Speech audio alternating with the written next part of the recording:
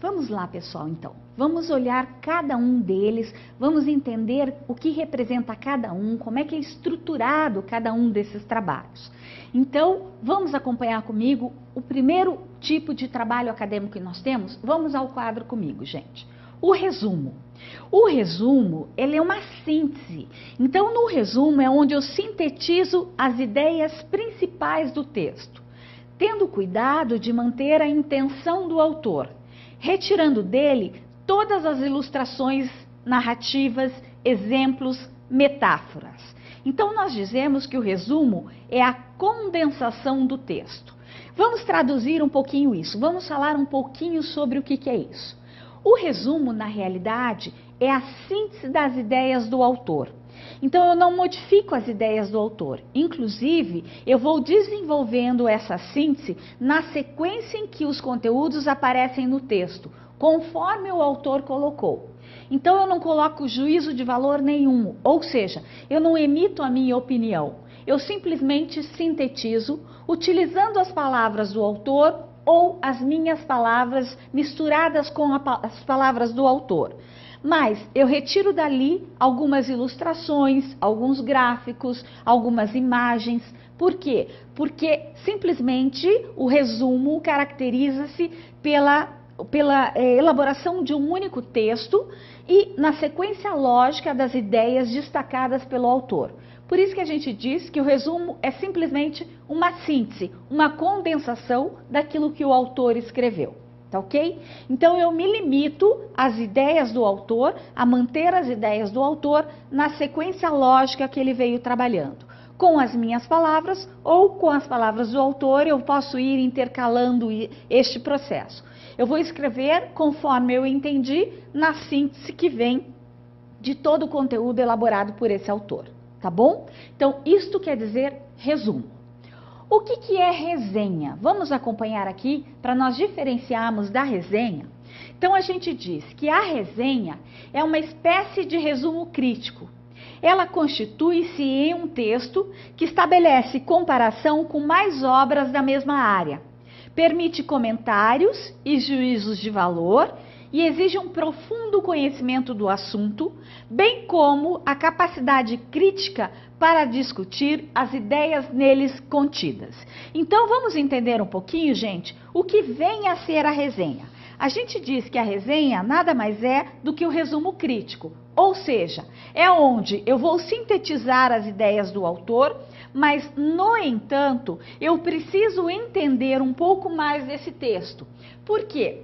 Porque nela eu vou agora emitir o que a gente chama de juízo de valores. Ou seja, eu vou colocar a minha opinião em cima daquilo que eu li do autor. Quando eu faço isso, eu preciso ter conhecimento sobre o assunto.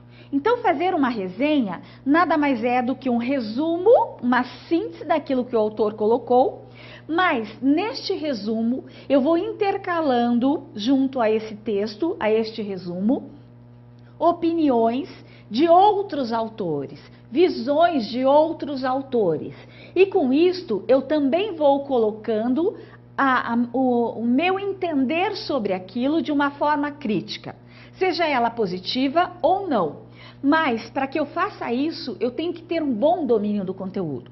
Eu tenho que ter leituras de outros autores para entender a visão desses outros autores com relação àquilo que aquele autor escreveu.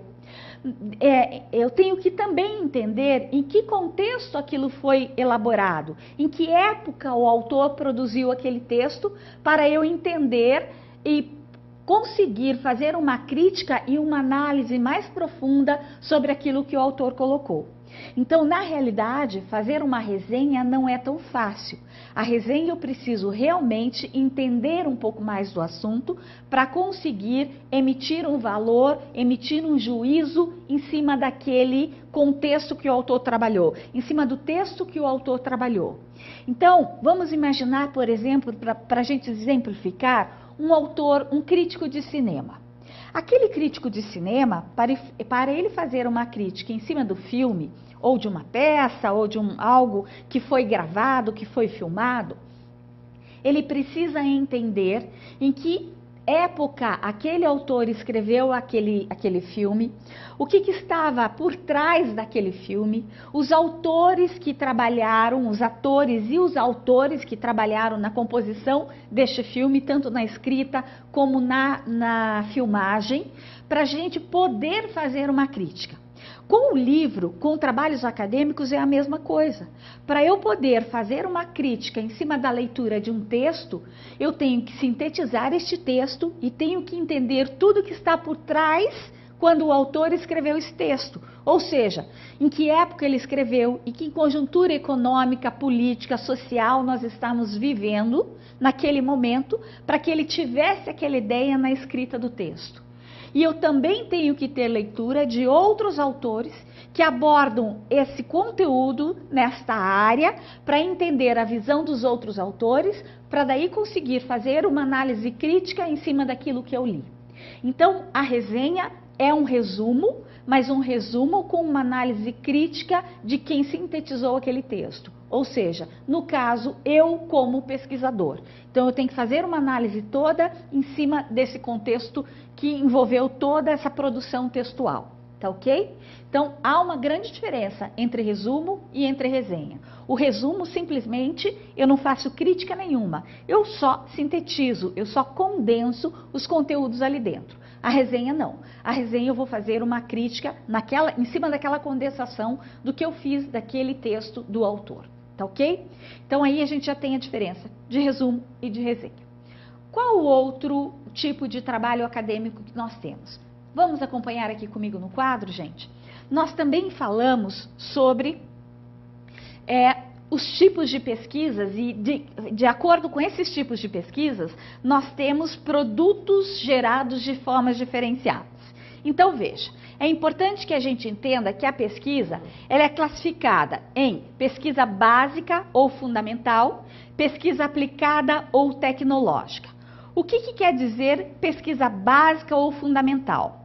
É uma pesquisa que ela gera conhecimento e os conhecimentos gerados são utilizados e aplicados em tecnologias, em outras ações que na realidade não precisa ser exatamente no momento em que essa pesquisa é elaborada.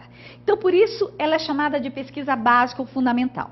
Então, é importante a gente entender um pouquinho isso, gente. A pesquisa básica é aquela pesquisa que eu faço para gerar um conhecimento, para eu conhecer algo. Então, por exemplo, eu tenho vários tipos de pesquisa, mas vamos dizer que eu tenho uma pesquisa de ordem intelectual, ou seja, eu quero me tornar expert naquela área, eu quero conhecer mais sobre aquele assunto. Mas aquele assunto que eu vou pesquisar, eu não vou precisar aplicá-lo agora, neste momento. Simplesmente eu vou pesquisar para responder questionamentos que vêm à minha mente e que vão fazer com que eu busque conhecer melhor este assunto. Então, essa pesquisa é uma pesquisa básica, não é uma pesquisa de aplicação imediata. Simplesmente ela vai gerar novos conhecimentos e sucessivamente eu vou buscando conhecer mais. Então, normalmente, quando nós queremos ser expert numa área, quando nós queremos aprofundar num conteúdo, simplesmente porque nós queremos conhecê-lo melhor, para que a gente mais tarde, posteriormente, possa vir a aplicá-lo, isso é chamado de pesquisa básica. E o segundo tipo de pesquisa que nós temos é a pesquisa aplicada, que a gente já pode deduzir que é uma pesquisa que eu vou aplicá-la a curto prazo. Ou seja, uma pesquisa que eu vou buscar conhecer para aplicá-la a curto, médio ou longo prazo, mas que tem um foco específico, que tem um objetivo específico. Então, vamos acompanhar aqui comigo no quadro, gente, um pouco mais sobre essa pesquisa aplicada ou tecnológica. Essa pesquisa aplicada, quando ela é desenvolvida, ela gera um produto. Ou seja, eu estou lá numa empresa trabalhando e preciso resolver um problema para gerar um novo produto. Então, eu vou fazer uma pesquisa para conhecer o que o mercado tem sobre esse produto e vou desenvolver um produto na qualidade tão igual ao mercado ou melhor ainda. Então, ela vai gerar um produto a curto, médio ou longo prazo. Ela pode gerar um processo. Então, nós temos processos dentro das escolas, como nós falamos em licenciaturas, nós temos processos avaliativos, nós temos processos didáticos pedagógicos. Então, são processos que são desenvolvidos dentro da escola e que me exigem uma pesquisa maior.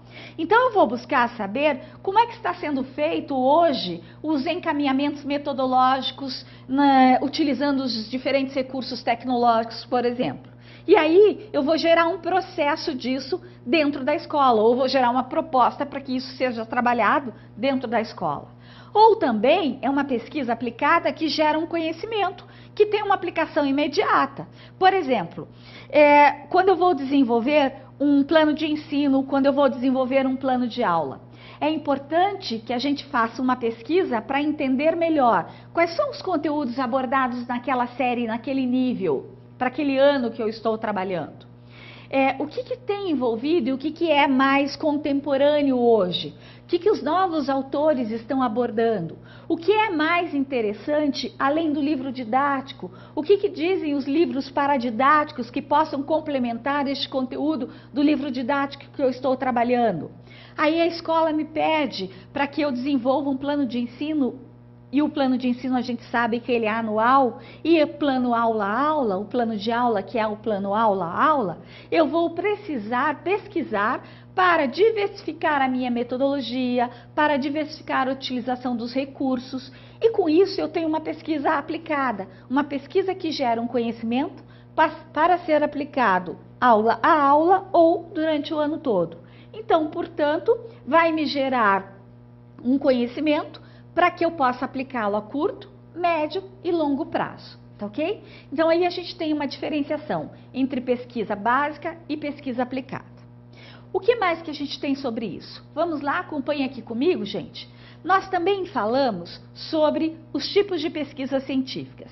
E aí, essas pesquisas, elas têm qualificações, ou seja, elas têm classificações diferentes. Eu tenho as pesquisas que elas são caracterizadas de acordo com o objetivo. E aí nós temos a pesquisa exploratória, descritiva ou explicativa, cada uma com suas características. A exploratória é um tipo de pesquisa que eu vou buscar conhecer mais sobre o assunto. Por isso eu vou explorar em todos os materiais, ou na grande maioria dos materiais publicados até o momento.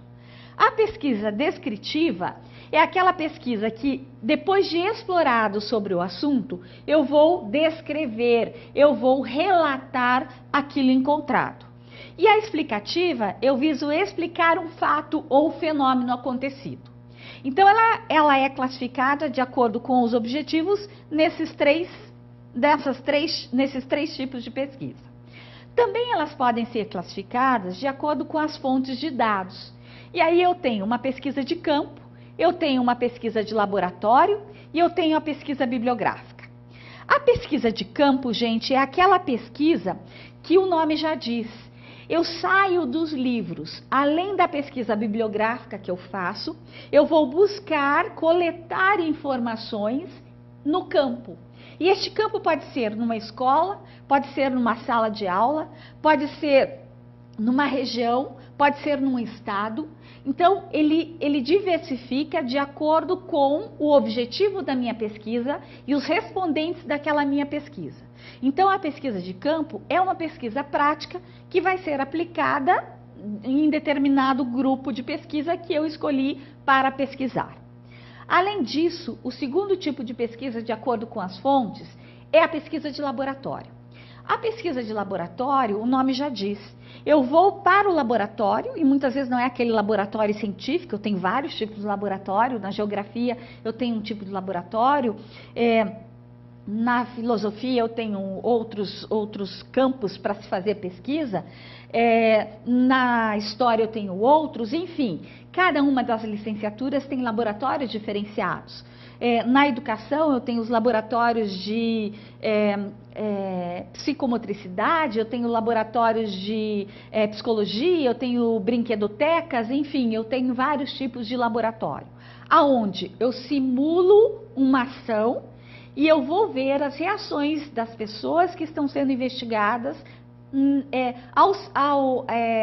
ao trabalhar com essa ação simulada por mim. Ou seja, no laboratório eu apresento algumas ações e vejo a reação dessas pessoas ao lidar com essas ações que foram propostas. Isso são pesquisas de laboratório. Então eu posso organizar o processo de acordo com o resultado que eu quero obter, ou que eu espero obter. E a pesquisa bibliográfica, que na realidade toda pesquisa ela é bibliográfica. Porque toda pesquisa, a gente viu na aula passada, eu preciso ter um embasamento teórico, eu preciso trabalhar com fontes de outros autores para ela ser considerada científica. Então vejam, gente, a pesquisa científica ela tem que ser bibliográfica, mas não toda pesquisa bibliográfica ela precisa ser de campo, mas a de campo precisa ser bibliográfica. Porque além da pesquisa do campo, do laboratório, dos resultados obtidos lá, eu preciso ter a base teórica, a fonte de outros autores, tá ok? Então, de acordo com as fontes, são classificadas nesses 3 tipos. Vamos ver a outra classificação, a terceira? De acordo com os procedimentos de coleta de dados, ela pode ser experimental, ex post facto, levantamento, estudo de caso, pesquisação, pesquisa bibliográfica e pesquisa documental. Então, a experimental, o nome já diz, eu vou fazer experimentações. Então, normalmente eu faço essas experimentações em laboratórios ou em algum local apropriado para isso. A pesquisa ex post facto é aquela que o nome já diz, é aquela que eu vou pesquisar as consequências ocorridas após um fato já ter acontecido. Por isso que ela é chamada de ex post facto. Então, eu não tenho como medir este processo antes, mas eu posso verificar quais foram as consequências após esse fato ter acontecido. A pesquisa de levantamento é aquela que eu vou fazer coleta de dados para descobrir aquilo que eu preciso. E essa pesquisa de levantamento eu posso fazer por meio da aplicação de técnicas de instrumento de coleta de dados, que a gente vai entender um pouquinho mais à frente, quando a gente falar de questionário, de formulário, de entrevista, enfim, são os vários tipos de instrumentos de coleta de dados que eu faço para levantar esses dados, esses conteúdos que eu preciso para desenvolver a minha pesquisa. O estudo de caso é quando eu tenho um caso a ser estudado, por exemplo, eu tenho um aluno que tem uma dificuldade de aprendizagem dentro da escola.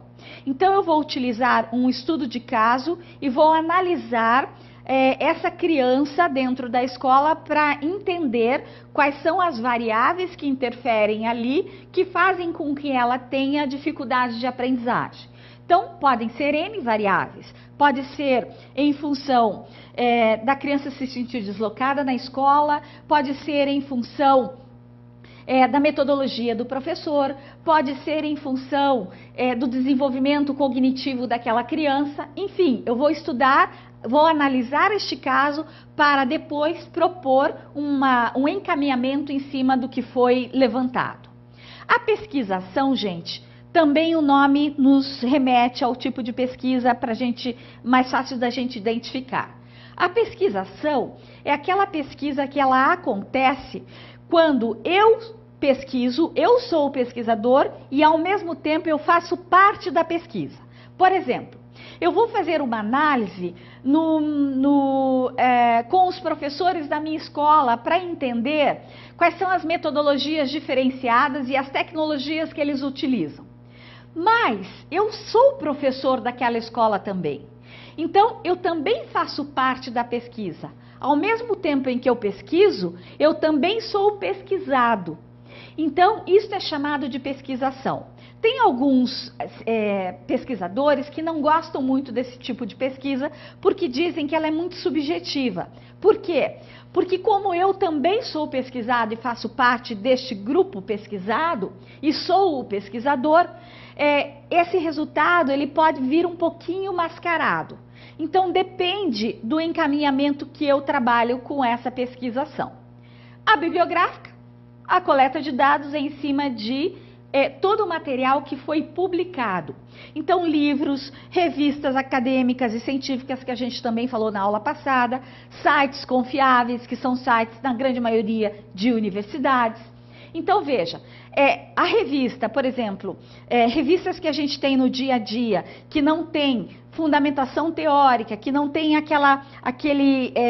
característica do artigo que vem com resumo, as palavras-chave, o abstract, não são revistas consideradas científicas. Até porque a forma que o autor escreve é de uma forma mais coloquial. É um português que a gente como se nós estivéssemos conversando com um colega. Então, ele não tem uma conotação científica. Então, por exemplo, a revista Você S.A., a revista Nova Escola, não são revistas que têm uma fundamentação teórica mais científica, um aprofundamento e um direcionamento mais científico, como nós temos naquelas pesquisas desenvolvidas nas universidades. E a pesquisa documental, gente, é aquela pesquisa que ela é feita em cima de documentos da escola que ainda não foram publicados. Então, por exemplo, eu tenho a pesquisa documental em cima do PPP da escola, do Projeto Político Pedagógico da escola. Então, eu vou analisar este projeto político pedagógico para entender a filosofia da escola, para entender o sistema de avaliação, para entender a metodologia trabalhada na escola, enfim, a tendência pedagógica que aquela escola está adotando, se ela é sócio-interacionista, se ela é construtivista, enfim, o projeto político-pedagógico é que nos dá este encaminhamento. E aí, não é um material publicado e disponível para todos, ele fica dentro da escola, ele é um documento dentro da escola. Então, isso é chamado de pesquisa documental. Ela é diferente um pouco da pesquisa bibliográfica. Também é um material produzido, seja ele impresso ou seja ele online, nos sites de pesquisa, mas ele é publicado. E a pesquisa documental não. São documentos específicos que eu utilizo para fazer a minha pesquisa. Tá? Então, aqui nós tivemos rapidamente os diferentes tipos de pesquisa e a classificação dessas pesquisas. Por que é importante isso, gente? É importante para a gente entender quais são as características, os métodos e as técnicas de pesquisas que eu posso utilizar quando eu for desenvolver o meu trabalho acadêmico. Quando eu for desenvolver o meu artigo científico, ou o meu resumo, ou a minha resenha, ou a minha monografia, enfim, a gente precisa classificar o tipo de pesquisa que a gente está desenvolvendo e entender isto para apresentar na metodologia do trabalho lá do meu artigo científico ou da minha monografia, tá ok?